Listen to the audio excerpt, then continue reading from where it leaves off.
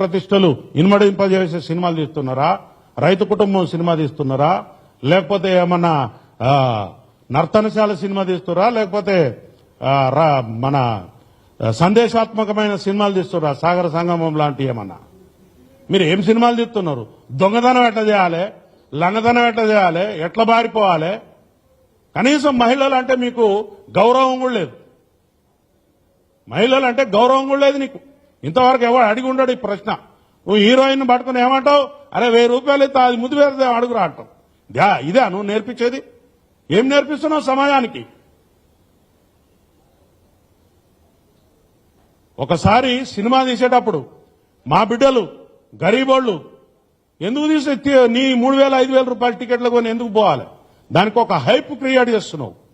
దానికి ఒక థియేటర్ లేకుండా, ఇంకొక కొత్త సినిమా లేకుండా మీరు సినిమాలను పంచుకుని టైమ్లీ నెలకొకడు సినిమా పెట్టుకోవాలా, ఆ సినిమా తప్ప ఇంకొక సినిమా ఆడద్దు. ఏముంది మీ దాదాగిరి?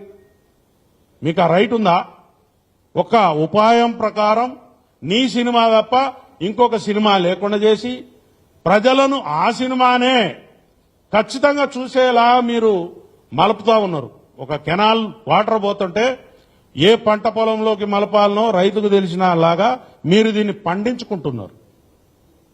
సినిమా టాకీస్లా రేట్లు 100 రూపాయలు, 50 రూపాయలు, 20 రూపాయలు ఉంటుండే. ఆ రేట్లు 100 పక్కన 4 సున్నాలు, 25 పక్కన 2 సున్నాలు. ఏంటిదండి ఇది? What is this? నిన్నెవరు మేము బతిలానేమా మా కోసం ఒక ఇట్లాంటి సినిమా తీసి పెట్టని? నేను ఇక్కడి నుంచి చెప్తున్నా, నువ్వేమన్నా పారంజి సినిమాలు చూపిస్తున్నావా బాబు? ఈ దేశాని కోసం ఏమన్నా చెప్తున్నావా? అట్లాంటి సినిమాలు చూస్తే ఏమన్నా జ్ఞానం వస్తుంది. జై భీమ్ లాంటి సినిమాలు చూస్తే రాజ్యాంగం గురించి తెలుస్తుంది. లేకపోతే చారిత్రాత్మకమైన సినిమాలు చూస్తే, కోడెనాగు లాంటి సినిమాలు చూస్తే కులాన్ని ఎట్లా విడగొట్టాలని తెలుస్తుంది. నిప్పు లాంటి మనిషి సినిమా చూస్తే ఒక పోలీస్ ఆఫీసర్ ఎంత గొప్పగా ఉద్యోగం చేయగలడో తెలుస్తుంది. ఒక మత సామరస్యం ఎట్లుండాలో తెలుస్తుంది. నువ్వు చేసేదేంటయా? నువ్వు చేసేదేంటి? నీకు ఎవడిస్తున్నాడు గైడెన్స్? చెప్పేది ఒకటి, చేసేది ఒకటి. మీరు మీ తోలు మంచిగా ఉంచుకోకపోతే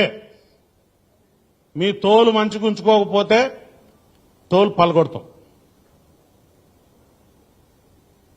ఒక శాఖ మీద మీరు పేరు చెప్పకపోవచ్చు, ఇంకోటి చెప్పకపోవచ్చు, పని చేయలేదంటున్నా. అక్కడ పోలీసు వారి డ్యూటీ కాదు అది. కానీ ఆ పడిపోయిన ఆ బాడీలకు రెస్పిరేషన్ ఎట్లిస్తున్నారు చూశారు కదా మీరు. మూతిలో మూతి పెట్టి పోలీసు వాళ్ళ పని అండి అది. కానీ